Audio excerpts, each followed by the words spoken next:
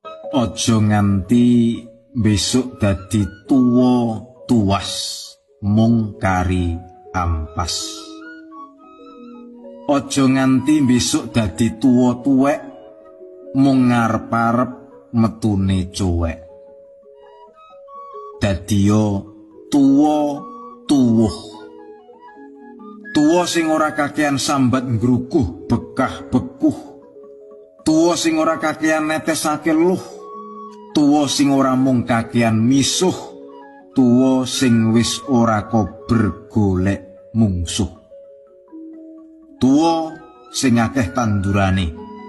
Tuwa sing mentes. Tuwa sing mateng. Tuwa sing luwes. Tuwa sing lempeng. Mung wong tuwa sing saguh tuwuh sing bakal nggayuh derajat luhur. Mung wong tuwa sing mentes sing pantes diguroni. Sebab nganti saiki guru kuwi tegese digugu lan ditiru. Dudu wagu tur saru.